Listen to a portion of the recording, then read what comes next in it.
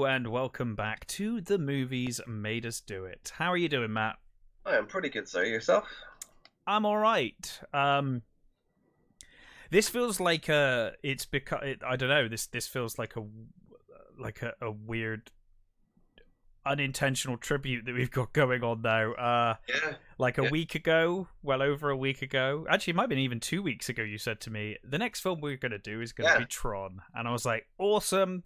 One of my favorite films of all time. Can't Mhm. wait. And then, of course, this week we get the unfortunate news that David Warner has passed away. Yeah, So it's odd timing for yeah. us. This wasn't intentional, but since we're here, um, obviously one of my favorite films of all time, a fitting tribute for David Warner. We have covered Yeah. some David Warner movies in the past, so certainly we did The Omen, didn't we? We did. Yes. He's bloody great in. He is.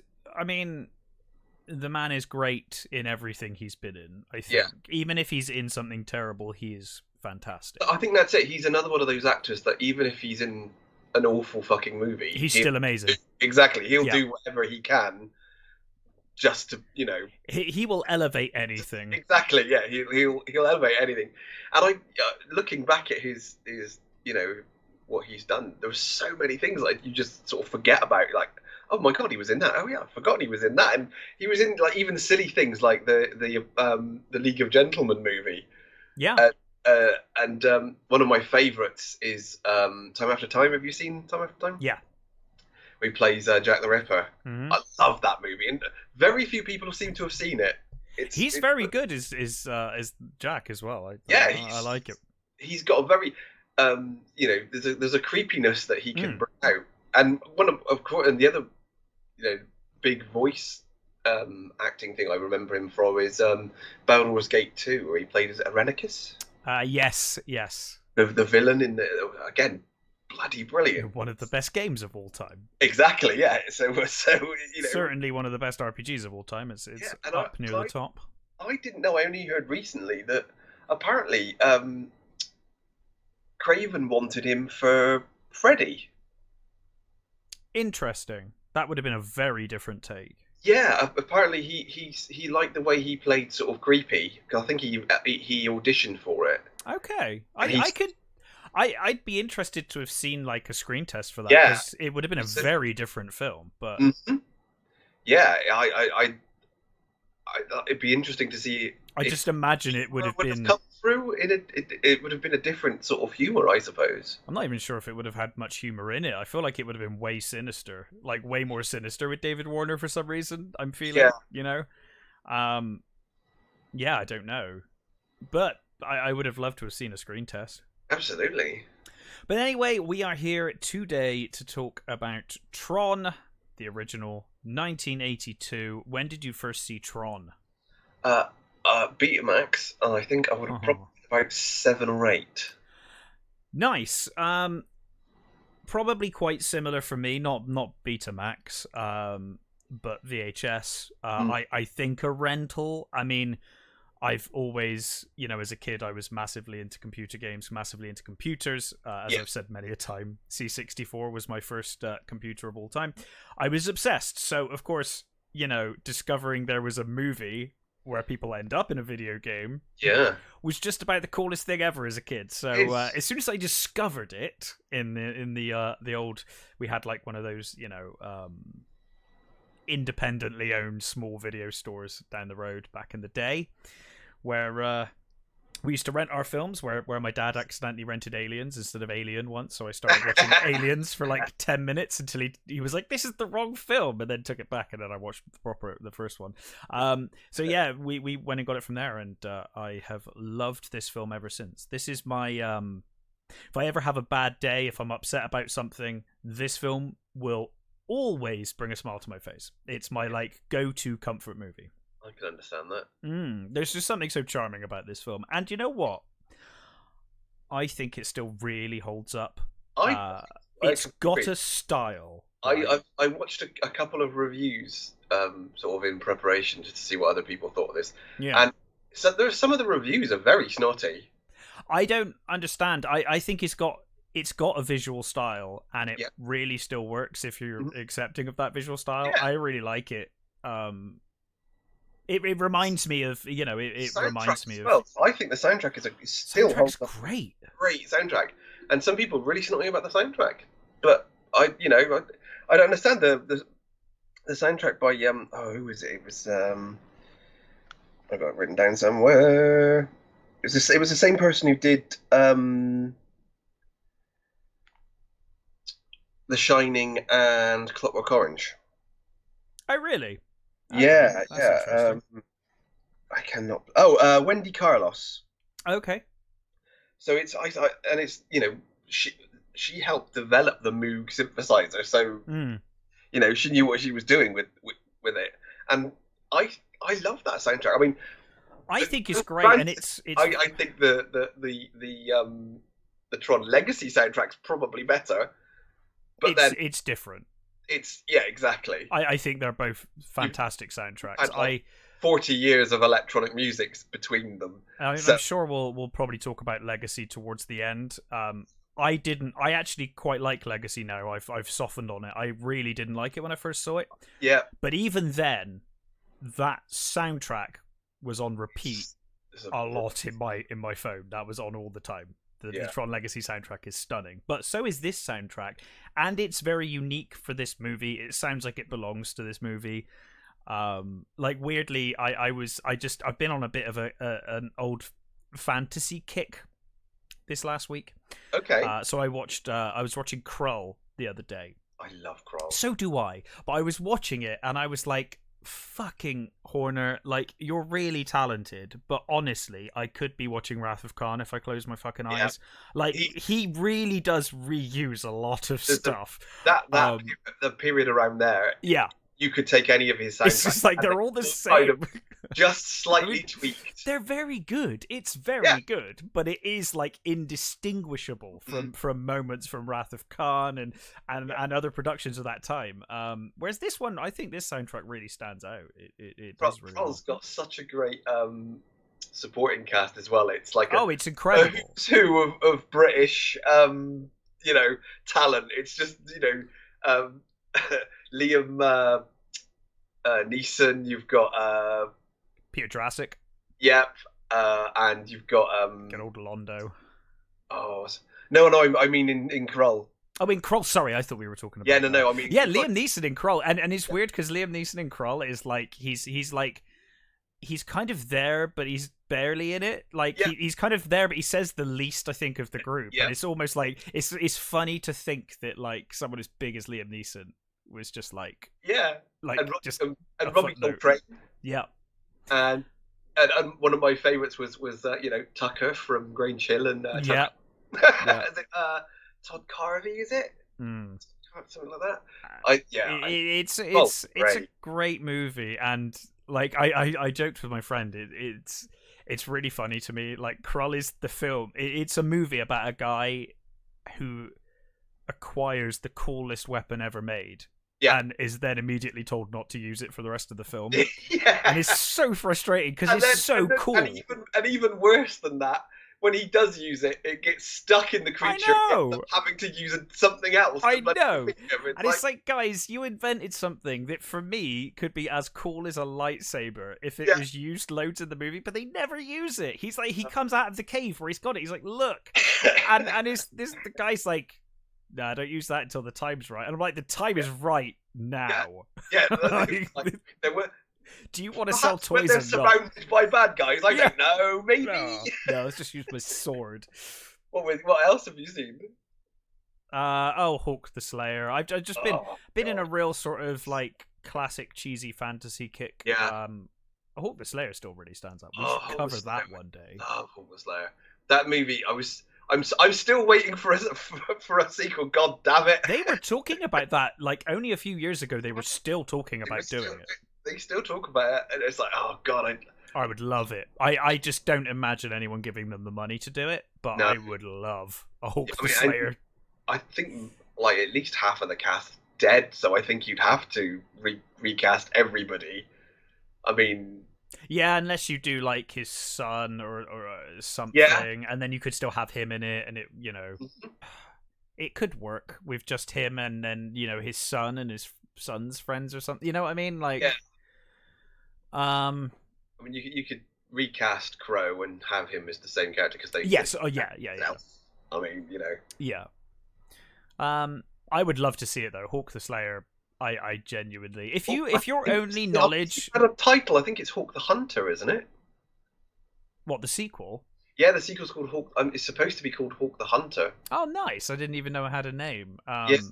If your only knowledge of that film, by the way, we're getting like way off topic, but if your only knowledge of Hawk the Slayer is the joke in Spaced, then honestly, you owe it to yourselves to watch Hawk the Slayer. It's a really good film. The amount of people I know that as soon as you mention it, they're like, Hawk the Slayer was rubbish. It's like, no, actually watch it though. You know, it was the same with Babylon 5 for ages. It's like, Spaced joke. It's like, you haven't actually watched the bloody series to know that it's actually fantastic. Like, that's the point of the joke, you know? I love Spaced, but so do I. But it is responsible for so many moronic comments all the time. Yeah. But yeah. Anyway, let's talk about Tron. Let's do it.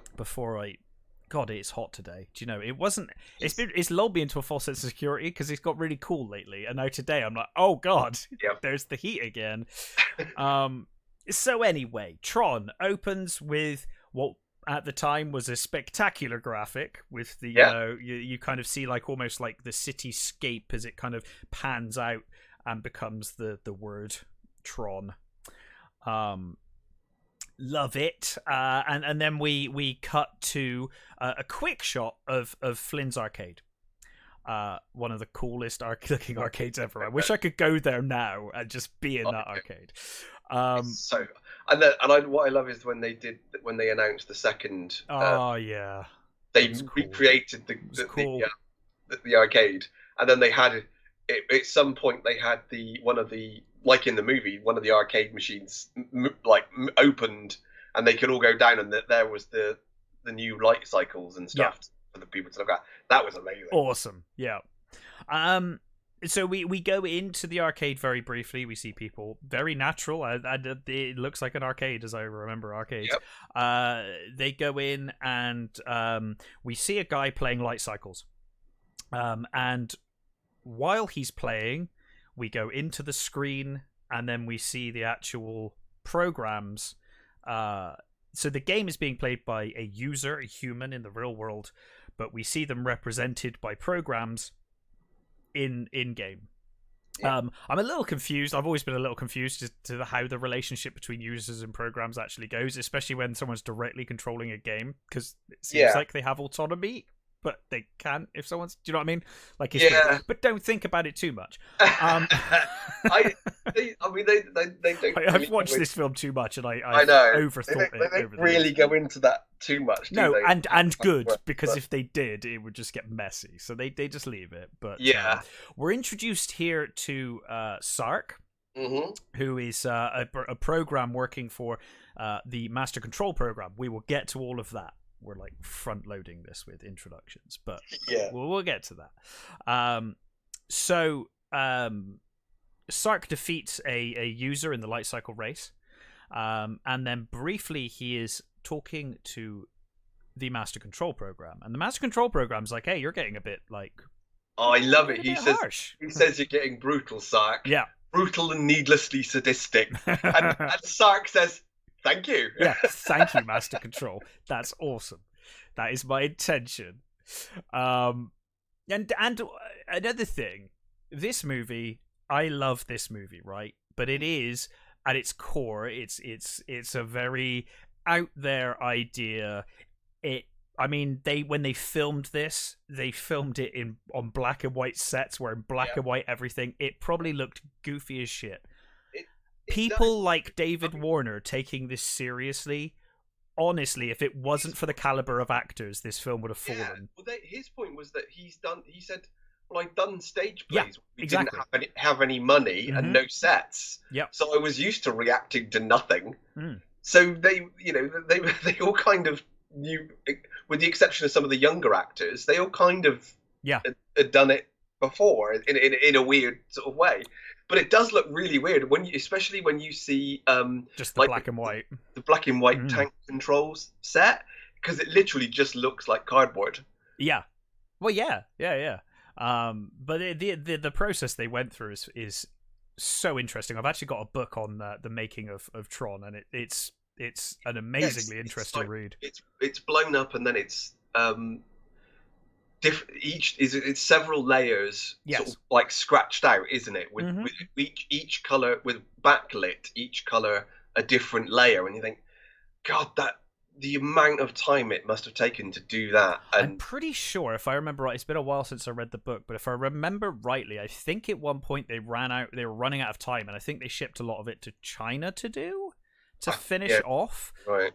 Just where they were like, this is going to take us forever. Like, there's no end to this. And I mean, with the CG and stuff, there's only about 20 minutes of CG in the actual movie. I mean, this film paved the way for everything you see now. Yeah, like everything. And one of those annoying fucking Oscar things. They said, "Oh no, you're not eligible for an award because you use computers," and they basically said that's cheating. Yep. Okay, well that eliminates every film that comes out now. Exactly. Great. Oh, what? Forrest Gump? Oscars? No, you use CG to get rid of Lieutenant Dan's legs. I'm afraid. That makes you. The idea that somehow it's cheating using a computer is just like it was easy for them to do this in 1982. Yeah, they didn't do anything. Oh, you're cheating. That was easy. They just pressed the button, and the computer did everything. And I mean, the computers the memory that these computers had was ridiculous. It was only something stupid like 3 megabytes. It did. Which for 82 would have been pretty impressive. But And I know that they had such difficulty trying to get well, first of all, they couldn't get they were having trouble getting the funding. Every major studio, Warner Brothers, MGM, they all turned it down. So they went to Disney, and Disney sort of, liked the idea. Because originally, I think they were actually going to do it as an animated movie. Yeah, which I can totally see. Yeah, and there is a previous existing Tron from the guy who Steven Lisberger, who directed it.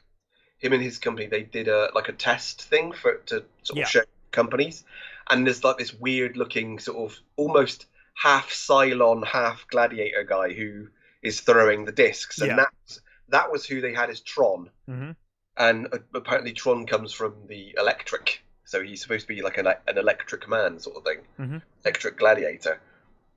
Yeah, they couldn't. They couldn't give them the funding, and when they did, they had 4 separate companies working on the effects, and not one of them was communicating with each other. Yeah. So it's a miracle that this fucking movie got made. It really is. But it really holds up, and it really stands the test of time for me, at least. I really like the style, and I don't have a problem with it at all. But yeah, so anyway, David Warner, fantastic as Sark here, and one of my favorite villainous performances of his. Actually, I think he's great. Well, he's also the master. He does the voice of Master Control. Yeah, Master Control as well. And I love it. Basically, he says that he's got some new programs. He's got some military programs for him to go up against. And I love it. He says, what are they? And he says that whatever. I can't remember what he says they are. They're like pilot computers or something, pilot programs or something like that. Yeah. And he goes, nice. I love that line. It's just the way he says it, nice. Just like an excited kid. It's brilliant. Yeah. Anyway, we then cut to Flynn, I believe. I think Flynn trying to break into the mainframe. Yeah. So he's written a program called Clue, and he's basically giving Clue a pep talk through the computer. Yeah. And he's like, "Hey, you're the best program ever. I wrote you to do this job, and you're going to be amazing at it." And he's like trying to give him a pep talk. And so Clue has been sent in. This program's being sent into the NCOM, who are the company that we'll get to in a moment. He's looking for evidence. So at this point, we don't really know what it's about, but he's looking for some kind of evidence of Dillinger's wrongdoing. Dillinger is the owner of NCOM, but we don't really know why at this point. We kind of get to it. The human version of David Warner. Yes, David Warner appears 3 times in this film. Yeah. Just roll with it. So each program, basically, if a program's written by a user, they kind of look the same as the user, effectively. Yeah, the idea that almost like a spark of that person is written into the DNA of the program. Yeah. So they kind of represent themselves in the real world. So Clue is in a tank kind of thing. Yeah. Within the computer world, or it's represented as a tank, and he's trying to escape the security programs. He's kind of doing his best to escape them, and with him is Bit, and I love Bit because he's literally a bit, right? So he's binary. So all he does is say yes or no because he's binary. Yeah. That's all he does. That's what Bit is. This is one thing I really didn't like about Legacy, but I love about this movie. These people understood computers and they understood what they were talking about. Whereas with Legacy, you get it's like it's kind of cool, but they really don't know what the fuck they're talking about. No, it's more of a. It's become more of a sort of almost generic fantasy sort of kind of has in Legacy, which is not a bad thing exactly. Not necessarily. It's still beautiful and it's still really cool. But what I do love about the original Tron, if you don't know anything about computers, if you don't know that kind of stuff and you're watching Tron, if you come across names and things, just Google them and they will probably mean something. Yeah. And I love that. I love that they actually took things and went, yeah, okay, here's Ram personified somehow. Yeah. Why not? It's cool. But anyway, poor Clue and Bit get captured by the Master Control program. And of course we see Flynn in the real world is like, oh fuck, screwed that up. So Master Control has taken Clue and he tortures Clue into he tries to kind of get him to give up the information, like, why were you here? What were you sent here to do? Yeah. But he refuses, and Master Control de-reses him, which basically kills him. Yeah. This security hack is obviously Master Control caught Clue, and as a result, he informs Ed Dillinger in the real world, the real world version of David Warner, who is the head of NCOM, and Ed Dillinger thinks he knows who and why they're getting hacked because they're going after a specific file. So being aware of the fact that it's Flynn terrifies Ed Dillinger, and Ed Dillinger, as a result, locks everyone with Group 7 access out of the system, basically. Yeah. So we see Alan Bradley, played by Bruce Boxleitner, who's an employee and he's an employee for NCOM, and he's developed a program called Tron. Tron is a security program, but like Alan's a bit too good at his job. And so basically it's not just a security program to look after NCOM, but it's also a security program to keep a check on NCOM. It's going to keep a check on everything, basically. It's basically going to be separate from the MCP. So which obviously the MCP doesn't really want. Nope. I'm assuming that he's been kind of working on it in quiet, like secret, or on the side, trying to be like, oh, this will be a nice surprise for Ed Dillinger. I can really impress my boss. And then obviously, unbeknownst to him, there's all of this shady stuff going on with the Master Control program. So Alan is called in to see Ed Dillinger. Or sorry, I think he books an appointment to see Ed Dillinger because he's like, well, I need access. Like, what the hell? I can't get in. And he goes, I love cheeky fuck who asked for his popcorn on the way out the door. Yeah. Like, what the fuck, dude? He's like, Alan, do you think I could have some of your popcorn? Like, no. I love Bring food. The matte painting as well that makes the office look like 50 Huge. times bigger. But the only problem is that when he gets in the lift, there's a slight wobble. Yes. Just a slight wobble that shows that it's a painting, which is a shame. Yeah. I also love the Gort Klaatu Verata Nicta. Oh, he's got it on the side of his desk. On the side of his desk, yeah. Nice little reference. Although I don't think it's a reference, I think it's a quote. Yeah, because it just says gore. Well, it's very much what he does, right? Is being in charge of computers and machinery and having a code to shut things down is very in keeping with Alan Bradley and his security work. I think it kind of works. Yeah. So he heads to Ed Dillinger's office and he meets with Ed Dillinger and he says, "Look, I need Group 7 access to keep working." And Ed's like, what are you working on exactly? "I'm the world's worst boss. I don't know what you do." Yeah, exactly. I mean, I guess he's top of the company, right? So maybe. But I think it shows throughout the movie that he's not a good boss. Oh God, no. And I think everyone knows it as well. He's just a crook, basically. Yeah, absolutely. So of course, Alan, being the good boy, reveals everything. He's got no reason to suspect Dillinger, so he says, "Look, I'm working on this security program called TRON, and it's used to monitor communications between Encom and the outside systems and the outside world." Now, of course, unbeknownst to Alan, Master Control is like obsessed with basically hacking outside systems. That's what he wants to do. That's controlling everything basically eventually. Yeah.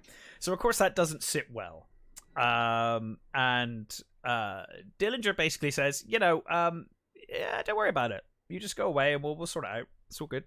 You just off you go." And then of course, as soon as he leaves, the Master Control program is like, "Dillinger, I want to hack the Pentagon." Yeah. You're ruining my plans to hack the Pentagon. He's like, I'm bored of all these things I've been hacking. So I'm going to hack the Pentagon next week. I love when he says it. He's like, "I was thinking about hacking the Pentagon next week." And Dillinger's like, what? And the week after, probably the Kremlin. And you just think, Jesus Christ, this thing's fucking nuts. And what I love is that you can see it. Like, David Warner's so good, and as Ed Dillinger, he's such an asshole, right? Oh, he's a complete worm. But you can see that he created he was involved in creating the Master Control program. Yeah. It started off as a chess program and is since then become this big security thing. But you can tell that Ed Dillinger is scared of Master Control. He is like, "Oh, okay." Way beyond anything I think even knows how to do. So yes, and of course we will come to the fact that there is a reason that this evidence that Flynn is looking for still exists in the system, and that is because the Master Control program has that over Dillinger and is holding it over Dillinger to get Dillinger to comply with what Master Control wants. It's basically like it's Skynet, right? Master Control. He's like hacking the Pentagon and the Kremlin. Probably going to start World War III for a laugh because I think when you think about it, if Flynn hadn't done what he'd done, and we didn't get the events of the movie, I think everybody would be fucked like in 3 weeks' time. Yeah. Now, Dillinger says to the Master Control program, he's like, "That's beyond your capabilities. For that's beyond your programming." And and the MCP basically like ominously informs him, like, "I could I'm like 912,000, like 12,000 times better than that since then. Like I'm that much more smart now." Yeah. Like he thinks he can run everything better than any human, which is why he basically wants to take over.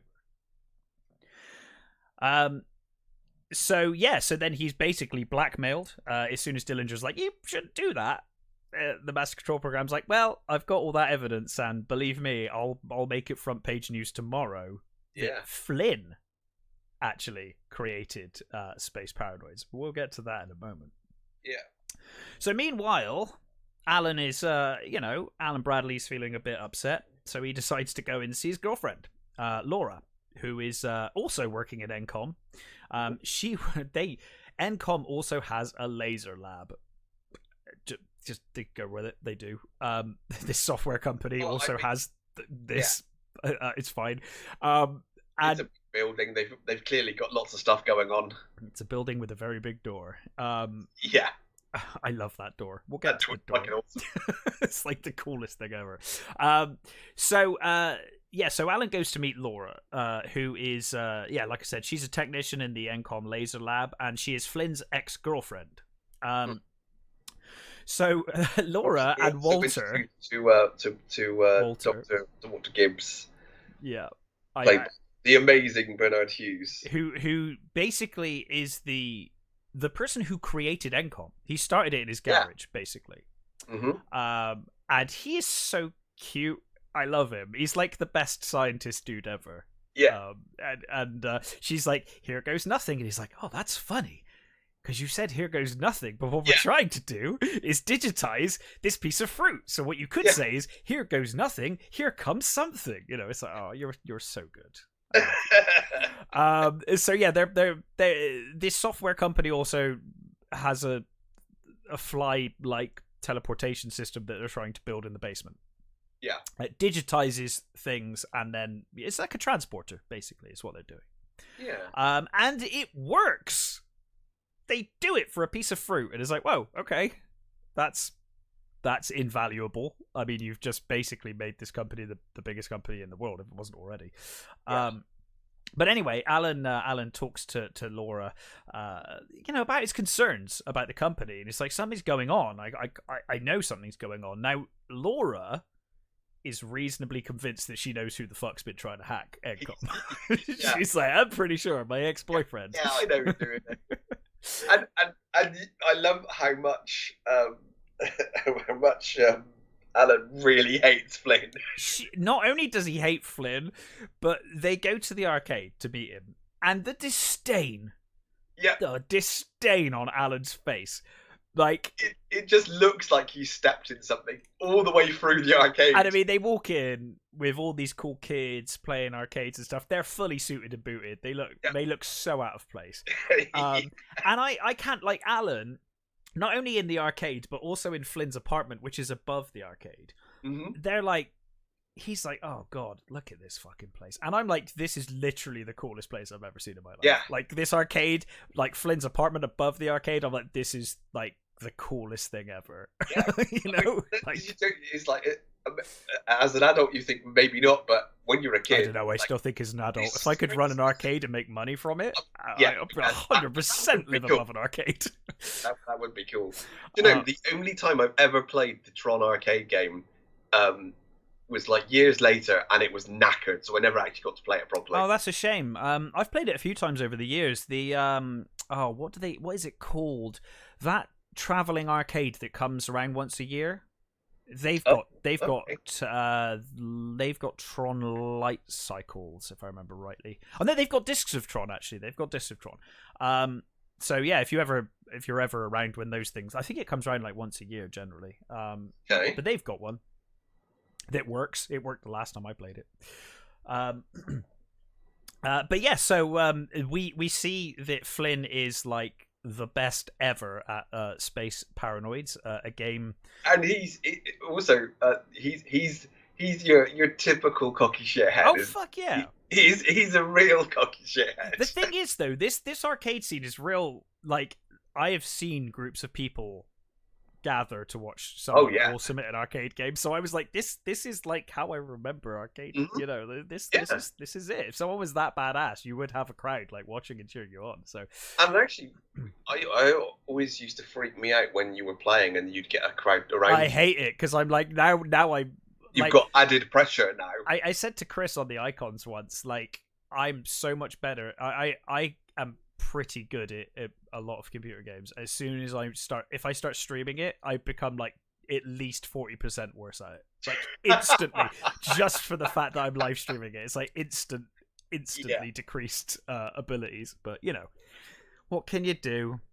And apparently, when they were filming, they got a load of arcade machines for the set for between takes and things. And apparently Jeff Bridges got really good. And didn't he like complain about going to work and stuff? It's like, I'm researching, buddy. Every time they sort of called, they got called back. It was really hard apparently to drag him away. Oh, wasn't it? It was Battlezone, wasn't it? He was playing. I think it was his favorite. Yeah, I think so. Yeah, which is a great game. Yeah. And very Tron-like, actually. It's the 3D tank game. If you've never played it before, you've probably seen footage of it.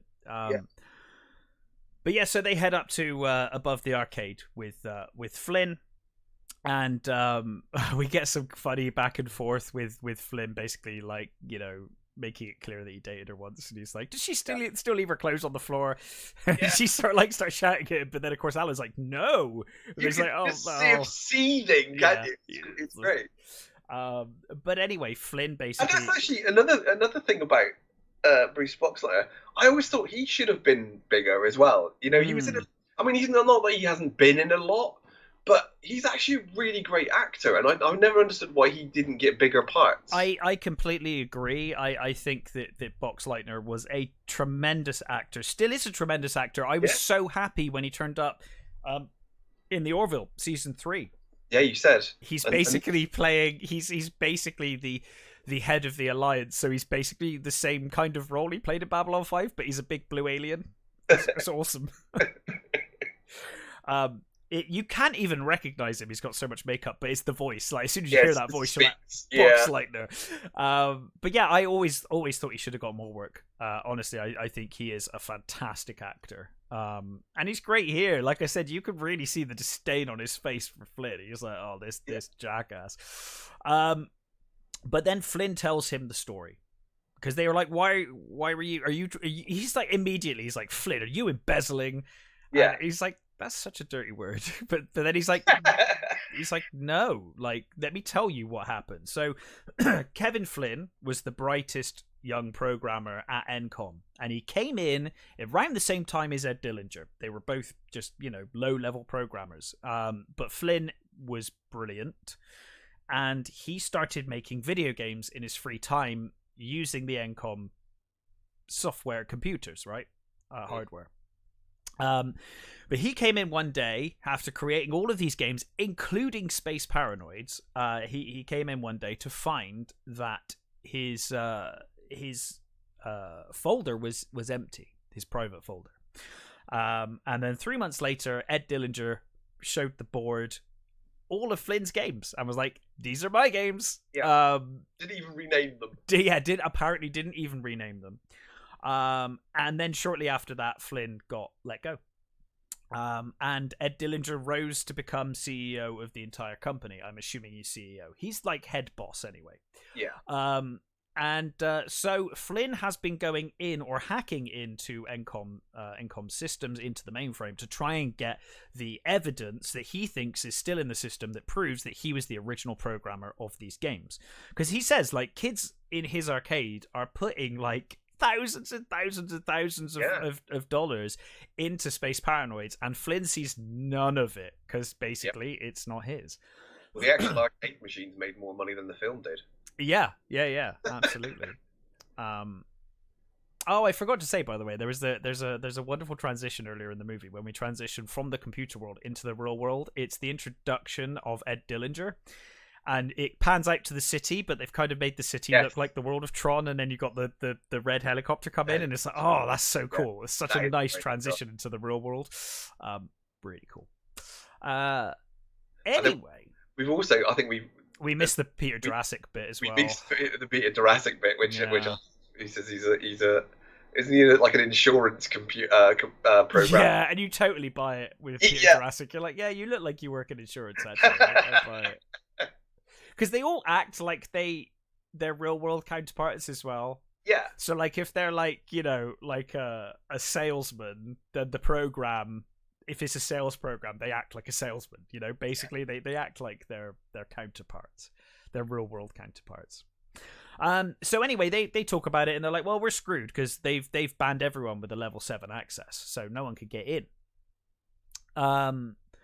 And Flynn's like, well, I could just basically make my own level 7 access because I'm a genius. And of course, meanwhile, we do see what's his name? I forget his name. Other scientist man, Walter. He goes in to see Dillinger. And he's like, you can't stop people having with level 9 access. They need it to do their job. And Dillinger's like, just fuck off, mate.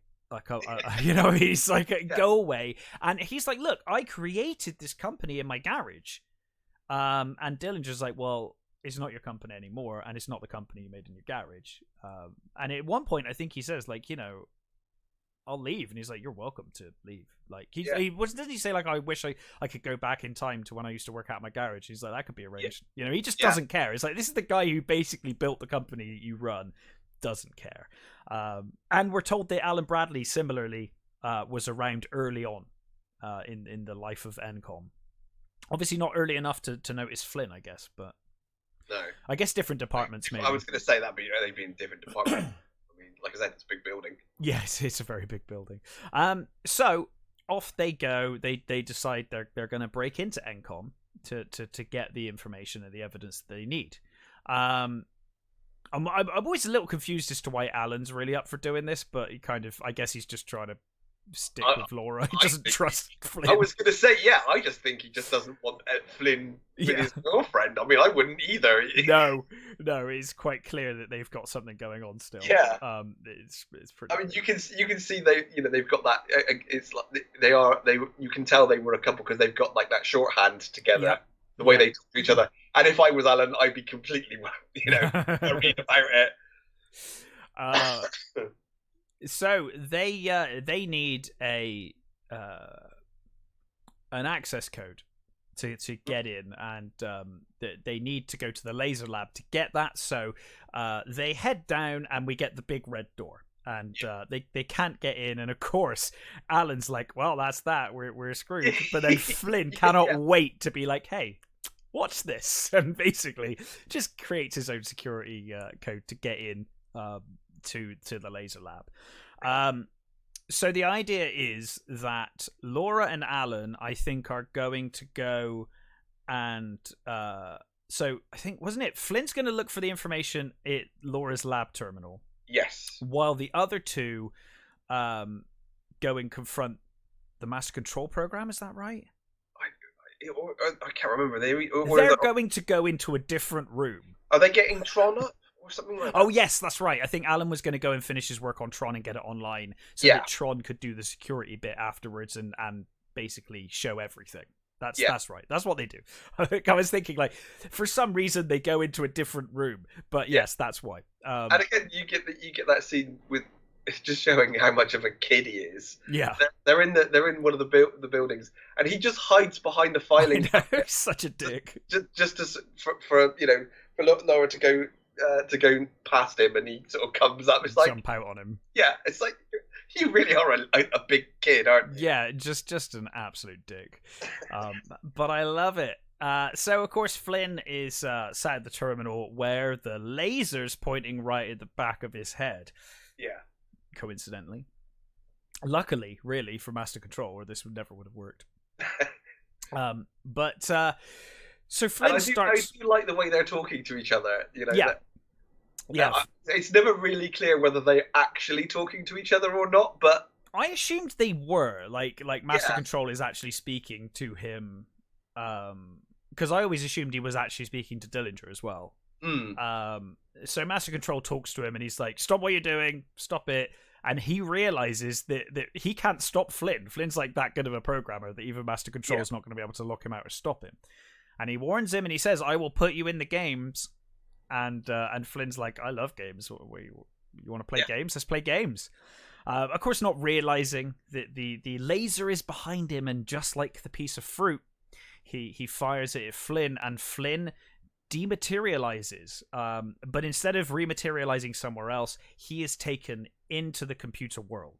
I do remember the first time I watched it, not quite realizing what it did. And I remember being terrified that they just killed him. He's dead.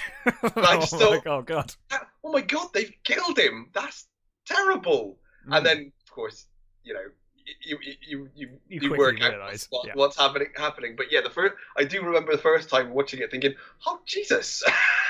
Yeah. So I love this shot when we go into the computer world with Flynn and. I was watching when I was rewatching it. My wife came in at that point, and she said, "Oh, it's like Lawnmower Man," and I just thought, "Oh crap." I rewatched Lawnmower Man last week, actually. Weirdly enough. Did you? Yeah. How does that stand up? Not very well. I went to the cinema. Not very well. I didn't think it would do. No, No, it's fun though. Like it's really fun. loved it when it first came out. I really liked it. It's got some nice ideas. Mm. It's just unfortunately, unlike Tron, it's one that just doesn't hold up. Yeah. I don't think. It tries to do way too much with its CGI as well, where Tron is kind of functional and sensible with what it tried to do. I think they worked within their means. Lawnmower Man was way too ambitious, and as a result, it kind of doesn't work. But anyway, Flynn materializes in the digital world, and I love this bit. I don't know if it's just because he's just arrived, or whether it's his user powers and the first hint of user powers. But when he arrives, everything starts lighting up around him. All of the systems come online and the lights come on and stuff. But he's basically taken to a holding pen, where he meets Ram, the financial program that we met with Peter Jurassic's character, who I forget the name of earlier. Crom, the god from Conan. Yeah. So, Ram is like, "Hey, I'm a financial program. Let me tell you all about my life." And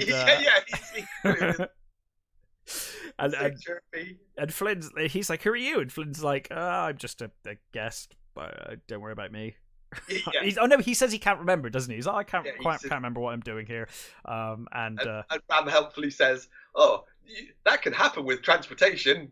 Yeah, you'll get used to it. It's fine. It'll come back to you. Transferring. Yeah, but they're going to be. You do see Tron's in the next cell, isn't he?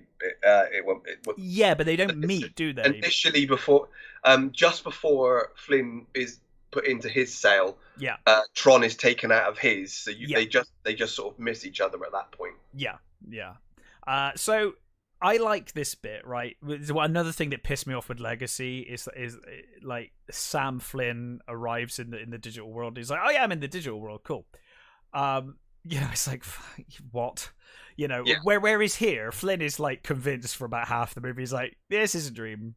This is nonsense. Like, I'm dreaming." But he does say they come in and they're like, "We're going to put you in the games," and he's like, "I play games better than anybody." I suppose with the second, if his dad would have talked to him about this world a lot, I guess it sort of stands to reason that I'll give it a pass on that. Maybe. Yeah. I will not give it a pass on him suddenly being a ninja. And that is me being generous. Yeah. Him suddenly being, well, I mean, yeah, the idea is that he does all those sports and stuff. So sure. I mean, he does leap off a building with a parachute. He does. Yeah.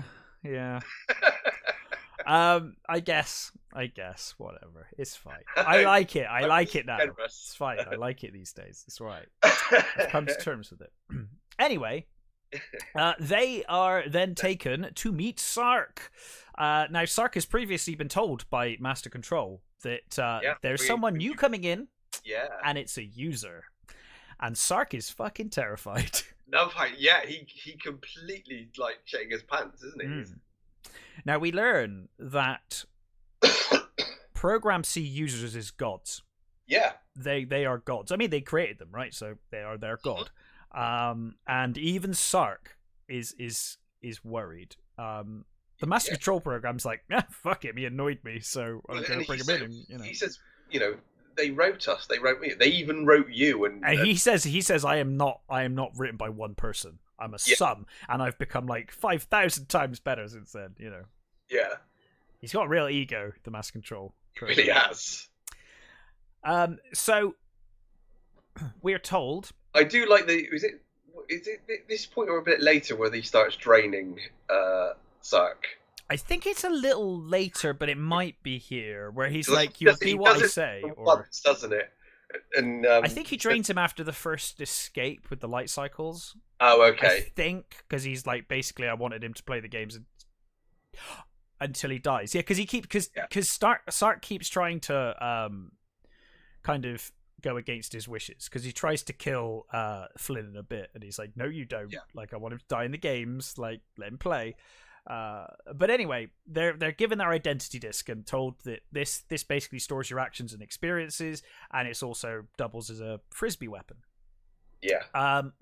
And they're then sent off to the fights. Which again is another game you play as a kid, but doesn't last very long when you get a frisbee in the face. No, it doesn't last very long. It's not quite fun after that, is it? Yeah. So they are taken off to their games. Now on the way, they see Tron fighting, and he's fighting the other programs off, and he's a complete badass. And Flynn's like, "Who is that?" And Ram's like, "That's Tron." And Tron fights for the users. That's what he does. Now, of course, we know that Tron is the program of Alan Bradley, and in the real world, it's really hard not to say Alan Bradbury. In the real world, obviously, Tron has been created as a security program, and that's why in this movie he's really good at fighting and stuff. He's really good at taking out other programs because that's what he was designed to do.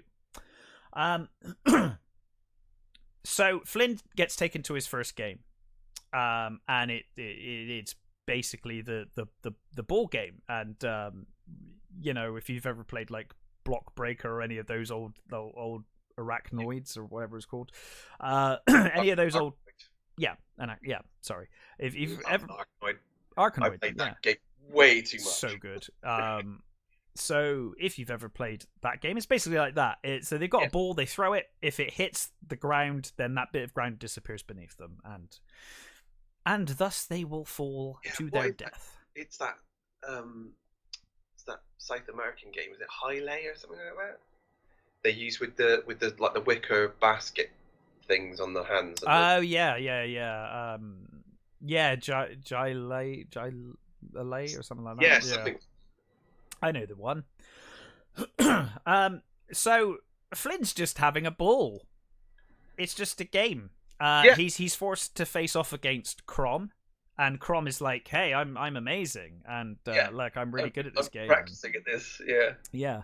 And Crom gets a few good shots in, and Flynn has to jump about over the missing pieces. But he manages to get a one up on him, and Crom is like falls through the ground as it disappears, and he grabs onto the edge, and he's holding onto the edge, and Flynn refuses to kill him. Mm-hmm. Sark tells him, "You have to terminate him," and he's like, "No, yeah, I'm not going to do it. I'm not going to kill someone." He drops the ball through the gap. Yes, and Sark says, "You've made a big mistake." And basically he kills Sark, and he goes to kill Flynn. But the Master Control program tells him, "No, I want him to play the games until he dies." Yeah. He wants to prolong the suffering of Flynn. So Flynn is returned to the holding area, and he finally meets Tron. Mm-hmm. Of course, he thinks that Tron is Alan. Yeah. And Tron is confused because Tron's like, "Alan's my user." Yeah, like, how did you know that name? How did you know that? And of course, Flynn's like, "Oh, I'm all disorientated from traveling and stuff." But he says he's starting to remember all kinds of things, including that his user wants him to take down the Master Control program. Tron tells him, obviously, that's his goal as well. He's like, "That's my job. That's what I'm doing. Let's be friends." Team up. Yeah, team up. And but before they can kind of continue, all three of them, Ram, Tron, and Flynn, are taken to the light cycle arena, which is what most people remember when they think of Tron. Yeah, it's cool. It's the most remembered scene. It's just it's pretty awesome. Again, another one of those times where as kids you'd run around and you turn corners going new. Yeah, right angles. Yeah. So the light cycle arena is basically like a digital snake thing. You're riding bikes, like, and then out the back you have walls come out the back behind you, and the idea is to get your enemy to slam into a wall. I've always wanted one of those figures. Well, I wanted the figures and the actual lights. You could get the light cycles. They had like a pull. Yep, I remember. I've never actually seen one. Nor have I. If I could ever find one for a reasonable price, I would absolutely love one. Yeah. I know they made reissues. They remade them a couple of years back. They actually look a lot better because the old figures are a bit ropey looking. Yeah, I think Eagle Moss, who are now, I think they've gone under. They've gone under. But they recently did a Tron line. I know you could get the original light cycles, but they looked really. The trouble is because the Tron designs are very basic. It was like, whoa, that's really pricey for what they actually are, though. Because they're really, it's not like with a starship. There's some detail there. It's like there's no detail with that. Obviously, I'd like to have gotten the light ship. The sail. Yes, that would be cool. That's one of my favorite. I've got the Eagle Moss Bajoran sail ship, and it's one of my favorite ships. And nice. I love the sailor one. So the solar one from Tron. Oh yeah, the solar sailor would be awesome. That would be great. But yeah, so they have to fight in the light cycle arena. One of the enemies, they team up and manage to get one of the enemies to crash into the side of the arena, and it cracks the side and like creates this cave through the side of the arena wall. And Flynn's like, well, I'm escaping. Yeah. Do you guys want to come? and Tron and Ram are like, good plan. And of course they escape through the hole. Sark is like, get back here, you bastards. Yeah. And like there's some like big arena warning, like you're exiting the game. This is illegal. Yeah. Like, well, obviously that's not fair. What are you doing? Yeah. No, you have to play these games until you die. You can't escape. That's not fair. Get back. Go back and die. And I love this moment where they're riding the light cycles.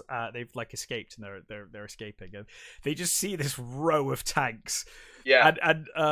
And Flynn's like, I probably shouldn't have programmed so many tanks. Yeah. Damn, why did I make all of these tanks? I like you get the sort of like almost like the switch on, so the lights are coming on and they sort of start moving out. It's really cool. Yeah. So they're getting chased by tanks and recognizer programs. I think. Luckily, the tanks are terrible shots. Yes, they're awful. So yeah, they manage to escape and they find an IO tower. And Tron thinks, hey, we can use it. I can use it to communicate with Alan. And they. In the meantime, they find like a lake of like pure energy, don't they? And I get like data stream. It's like a data stream, yeah. They drink from it and they get like repowered and they kind of light up and stuff. It's kind of cool scene. Yeah. But yeah, Tron uses it to basically find the IO tower, doesn't he? He's like, oh, I know where Alan is. I can kind of feel it through the data stream, and so they know where they need to go. But unfortunately, they are attacked by a tank, or by like it's like a division of tanks, isn't it? It's more than one. And they get a real good shot, and it takes out Flynn and Ram. Finally hit him. Sorry. They finally hit them. Finally hit, yeah.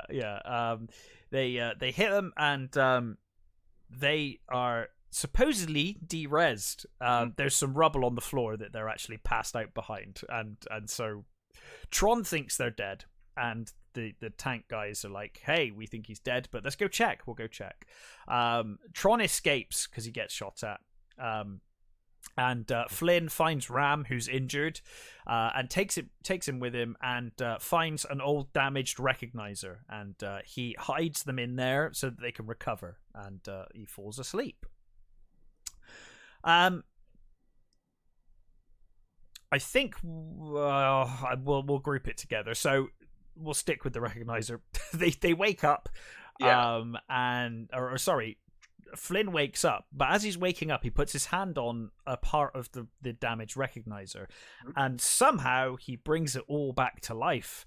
And Ram is like, "Holy shit! You're a user. Like, you shouldn't be able to do that. Are you a user?"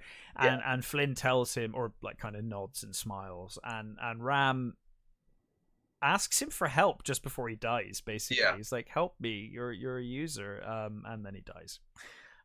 There's that scene where he's sort of like over his sort of dying body.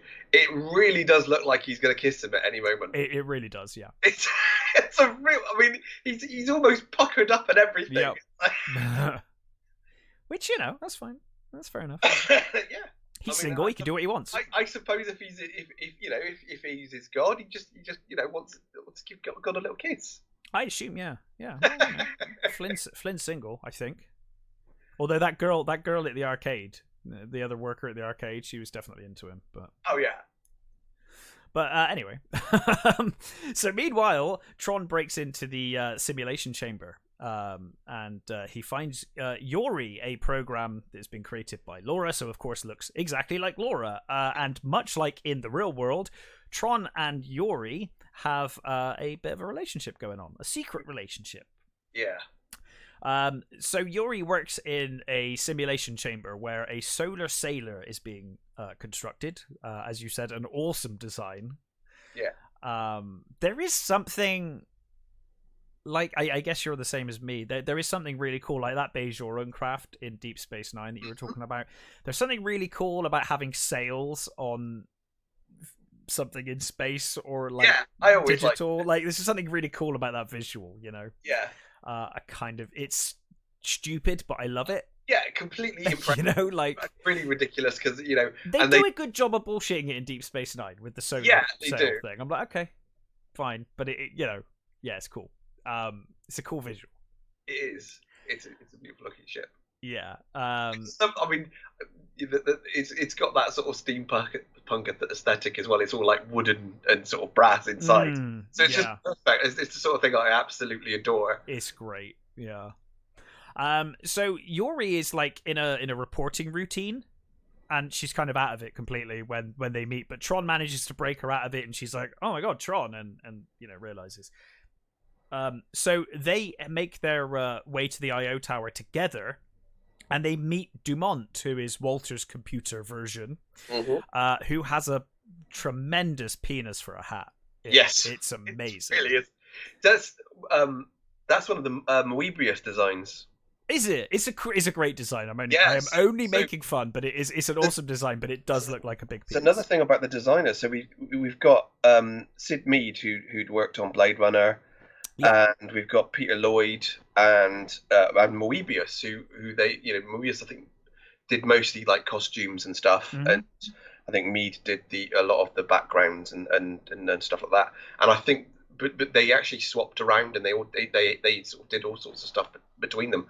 But again, you can just about tell that is a Moebius design. It looks like something he'd done for one of his comics. Yeah, it's definitely got his style.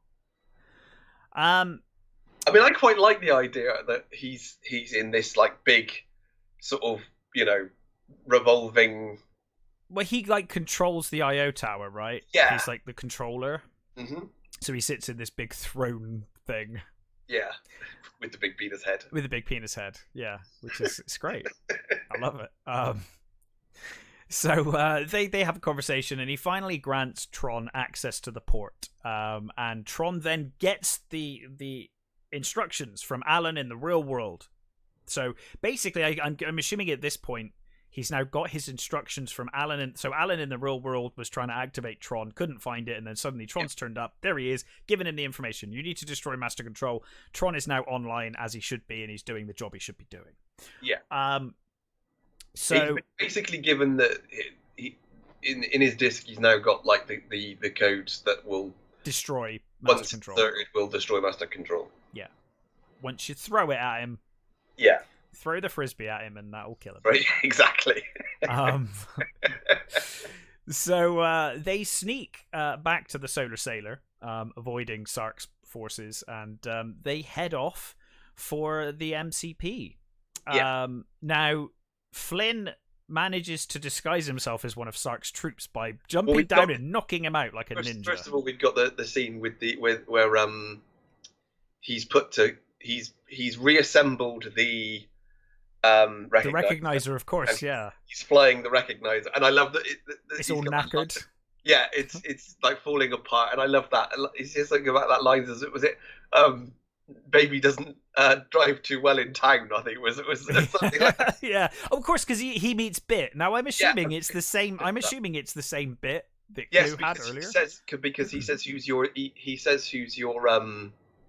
your program, and it's like, and it's like, like, yes. yes. It's like, oh, you mean I'm your program? And it's like, yes, yes, yes, yes, yes. I love. This is the thing about that is when he crashes. Yeah. What happens to Bit? You don't see Bit. No, you see him. So he flies it as close as he can to MCP. And I love, but he crashes. I love the way it crashes. Each layer comes apart. It's got, just so that it eventually just gets to the top. It's a brilliant little thing. I love that. So, from what I understand, or from what I can see in that scene, Flynn then falls out of the window onto the street. Yes. But then the window kind of comes back behind him, and Bit's like stuck in there. Right, okay. It's a bit weird. They never really address it, but you can see Bit trying to escape, and then he kind of can't. He's like stuck behind this window thing. I don't know, it's odd. Yeah. And like, it's kind of weird, because I would have assumed that Flynn would have gone back for him, but he doesn't. No. He just kind of leaves him. It's like, okay. Well, he does say, oh great, one more mouth to feed. Yeah. So he manages to knock out one of Sark's troops, and he realizes that when he touches him, he can go red like they are. So he disguises himself as one of his troops. And he manages to join them on the Solar Sailor. Yeah. They're attacked by Sark's troops, and he manages to fight them off, and basically explains to Tron and to Yuri, like, I am a user. Yeah. I am a user, and obviously they believe him, because he's got the user powers, because they managed to switch onto a different track with the Solar Sailor, don't they, because of his powers, and it sends like a blast back that takes out the recognizers that are chasing them. Yeah, he redirects the flow. Yes. Yes. It's all about that neutron flow.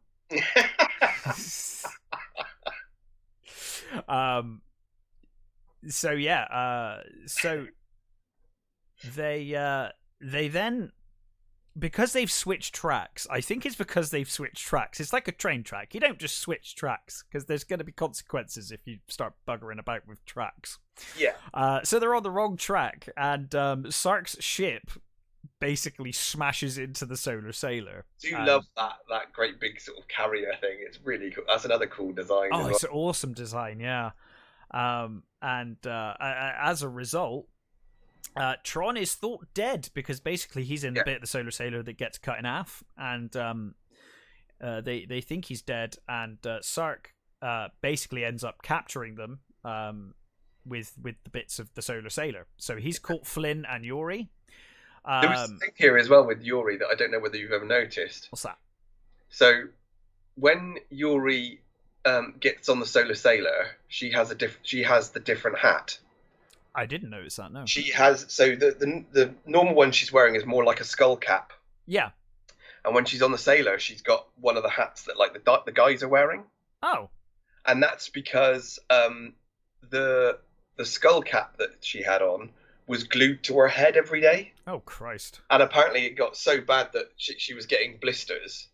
And then eventually they were gluing it onto her broken blisters. Oh, my God. So she finally said, sod this, I'm going to wear one of the other hats. And because it was at the time that they get on the Solar Sailor, people just presumed that she stole a hat or something. Changed on, it just, when she was powering up, it changed her. And everybody was fine with it. Yeah, I can't say I've ever noticed it, and I've watched this film a lot. I noticed it years ago, but I never really thought about it. But I did. I was reading about the fact that it was just agony, gluing this bloody hat on her head. Poor woman. Blimey. So he captures them, and basically Sark is like he kind of throws them in prison on the ship, and then he's like, well, I'm gonna leave the ship and basically delete the ship. Yep. So he starts de-rezzing the ship, and Yuri starts disappearing with the ship, but Flynn manages to keep her alive and keep the ship together, obviously with his user powers. Mm-hmm. So obviously she believes that Tron is de-rezzed, but actually Tron has escaped on Sark's shuttle and lands very near the MCP's core. Yeah. And we see here that the Master Control program has captured loads of programs, and they're all like around him. Yeah, he's basically just going to sort of suck the power from suck them, all I their, guess. or anything that he can use out of them and de-res them. Yeah. And the old guy's there as Demont. Yeah. Demont's there, and they've already tortured Demont a little. Yeah. And of course, we finally see. I don't think we've seen the Master Control program until now. He's a big red boy. I think we got a sort of a face. We saw his face earlier, which was just all lines, like a line drawn. Oh yeah, that's right. Yeah, but now we see him for real. He's talking to Sark at some point. He's a big old red head. And when he's torturing Sark at one point, and he says to him, "How would you like to be working in a calculator?" Yeah. He's like, I wonder how you'd manage life as a pocket calculator or something like that. Yeah. Yeah, because he's constantly scolding Sark the whole way through this. Yeah. But yeah, so. And again, you get these little moments where it's like after he's Sark's talked to the sort of the MCP, he sort of comes out of the little chamber that he sort of connects to. Yeah. And like he immediately like starts picking on the other. Yeah, he's like typical fucking asshole, right? He's like typical bully. He's like, I'm gonna pick on you now. I'm having a bad day, so are you. And of course we forgot to mention it, but there's like computer game references all the way through this. Like Pac-Man appears, ghosts appear, Pac-Man noises are throughout this film one as of well. The during one of the pans across the outside, there's a Mickey Mouse hidden. I hadn't noticed that in the landscape. Yeah, huh, that's cool. So anyway, the Master Control program can sense Tron. He's like, I can sense his presence. So Sark, get out there, buddy. Yeah, you get out there and fight him. And then, so he sends Sark out, and he's basically then Master Control is like, telling everyone, you're gonna die. He's like, you will each become part of me, and together we will be complete. So the Master Control program basically wants to take over all programs and become everything, I think, is his goal. As well as possibly start a nuclear war. Yeah, I think eventually kill everybody. Yeah. I think the world will just consist of him. Yeah. So Sark and Tron battle out in the open, and Tron pretty quickly manages to injure Sark and really takes his disc. I love the way his disc goes through his Sark's disc and straight into his head. Yeah. And it takes the top of his head off, and I love it. I mean, it's like it's almost like he's spilling his brains, basically. Yeah. See, like little bits come out of his head, and you think in a normal movie that would be gory as hell. It would be really gory. Yeah, but Master Control does like a Rita Repulsa. And it's like, make my monster grow. Yeah. And he puts loads of power into Sark, and Sark becomes a giant. You have all my functions. It's like Kaiju Sark. Kaiju Sark. I love it. So Tron's like, well, I can't deal with that. So he starts trying to attack the Master Control program directly, but he can't get through like a protective shield that covers him. Rotating shields. But Yori manages to guide what's left of Sark's ship, which Flynn's obviously keeping together, over towards where the Master Control program is. And Flynn tells her, well, I'm going to jump down there. That's the only way I can sort this. And Yori's convinced that's going to de-res him. She's like, you'll be de-resed. And he's like, I guess he's just willing to sacrifice himself at that point. But he does. He jumps, and he jumps inside, and Master Control goes blue when he jumps inside, and I think the idea is that he's distracted Master Control by now Master Control has to deal with Flynn being inside of him, messing with his given all of his main functions. So as a result, there's a gap in the shield, and Tron throws his disc through the shield and into the master control program, causing him to de-res. And we see the digital world in the IO towers light up, and it's all very pretty. It's like Vegas. Yeah. And all the programs are happy. I love again that score really soars here. It really does. Really we've one bit I forgot to mention. It's like a little aside. It's just like a little moment in this film, and they kind of touch on it way more in Tron Legacy, which I kind of like. There's like a random shot or two in this movie where you just see programs like out on the town, just like wearing really bizarre outfits and shit. Yeah, I love that. It's like going clubbing or something. It's great. Yeah, he walks past those two girls. Yeah. It's like, and like, there's one of the girls is got this like really cool 80s hairdo, and she looks like one of those what's his name? She looks vaguely like a Sorayama painting. Yeah. She sort of like, and he sort of like looks back as he's sort of walking backwards as he's checking her out, sort of thing. I love that shot. That's a great little shot. But anyway, Tron meets up with Yori, and Yori explains Flynn's sacrifice and what he did, and they wonder what happened to him because obviously he's disappeared. But we see that luckily Flynn, I'm assuming that Flynn just gained control of everything at that point and reset everything, and also sent himself back. So he is sent back, and the laser finally rematerializes him at the terminal where he was. And a printer next to him starts printing with the evidence that the original programs were written by Flynn, not Dillinger.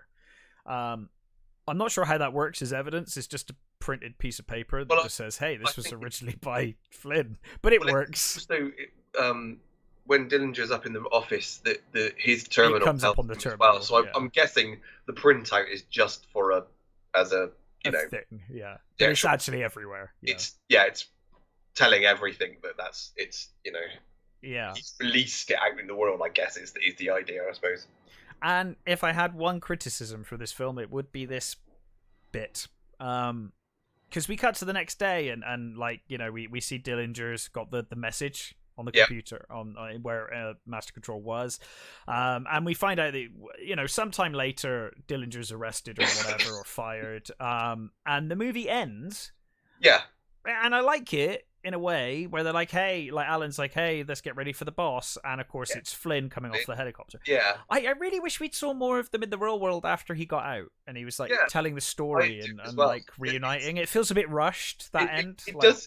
It always. I've always felt that as well. That it just sort of ends. Okay, that's it. Is it? It's like the only bit of the film that I'm like, oh, that's a bit of a shame. I kind of wanted to see more. And one of the things I like about Legacy is that you do see that Alan and Flynn became best of friends eventually. I really love that. Like Boxleitner as Alan in Legacy, I think is great, where he's still sticking up for Flynn and he believes in Flynn and all of that. And I think it's another one of those really good sequels that is really respectful of the original. Oh, it really is respectful of the original. And I like how they move Flynn on to being this, the dude. These days we're sick of seeing the sort of he's now an old man sort of in his, but with this version it works because of the whole build up you've had and the reason why and it's really funny it's because earned. Yes, it is, and it's really funny because I always thought, like, when you watch The Big Lebowski, I was always like, that is totally Flynn if Flynn just grew up as a bum. Yeah. And then I loved in Legacy, it was like, oh yeah, he's just the dude. That's perfect because that is literally the same character, pretty much. I love it. But yeah, that was Tron from 1982. One of my favorite films of all time. It was a flop again. It was another one of those flops. It was. Even though it made loads of money, it didn't make enough for Disney. No. They really needed a big win at that point, and they stupidly so that. It was going to go up against The Secret of Nim when it was released, and they decided to move it. So they moved it forward to summer, and it was released at the same time as Blade Runner, Poltergeist, E.T. Uh, it's like, But those films aren't real competition. That's fine. yeah, but they didn't.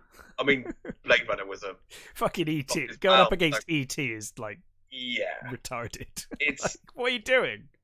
But yeah, it had a budget of 17 million and it made 33. So Yeah. probably, well, certainly not a big success by any it imagination. made. I mean, it made 70 in merch. So Sure. they did have that at least, but it just wasn't enough for them. I guess, you know. No. And it always felt weird to me that they did a sequel, to be honest, and they're talking about doing another one. I'm So glad they did, but it's always like, well, it was a film that didn't do that well. I'm surprised you decided to do that, but cool. So something that I found out recently that I think I told you a couple of weeks ago, the reason why it didn't they didn't do a third one was because it was at the time that Disney bought Star Wars, Yeah. and they basically went, well, we don't need another sci-fi. We don't need another sci-fi movie Just now. one at a time. Star Wars. We don't, who's going to care about Tron? We've got Star Wars. You think, oh, you bastards! I care way more about Tron than I do Star Wars. Certainly these days. Tell you that for nothing. Yeah. But yeah, I can't recommend this film enough. Mhm. You're either going to kind of vibe with the style of it, or you're not. Yeah. And I think if you're happy with the style and you're willing to go with it, Mhm. it's awesome. I kind of feel like nowadays, like where retro is so in vogue. Yeah. I kind of feel like this film might do better with people now because they're kind of in that retro vibe anyway. I sort of hope so, but I know people are very intolerant of old graphics, and I know people that are that are intolerant of old films in general. I mean, I know a lot of people that will not watch a black and white movie. They just won't do my wife it. doesn't like black and white movies. It's weird, isn't it? Like, Yeah. I love black and white movies, but a lot Me of people too. don't. And yeah, I get it. This film does look very odd, and it is very much of its time. But I think it's a style. Mhm. It's kind of got its own style, and it works now. You know, it kind of works as just a style choice now. You know. Yeah. Yeah. I still think it holds up. It's I do as well. It's a simple story that it doesn't need any more I think added to it. It's great. I think some of the themes it touches upon it doesn't do enough with the religious elements. It sort of it kind of just shirks those off quite quickly. It's like, yeah, well, we're just people. You're just thinking, oh, is that it? Then is it okay? Fine. Yeah. But I don't really mind that. It is what it is. It's just a really nice little sci-fi movie. Yeah, absolutely. Yeah. But yeah, can't recommend it enough. Mhm. We will be back next week with the usual review stuff. I haven't actually seen anything yet, but I've finished The Old Man, so oh, cool. keeping it with Bridges. Mm-hmm. So I'll review that. And I'm hearing very good things. There's a couple of that Grey Man's out, so I'm going to watch that.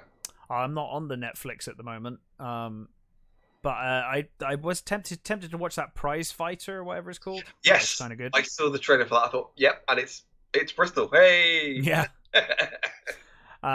So I'll probably give that a go. But in any case, have a stay safe and all that, and we'll catch you next time.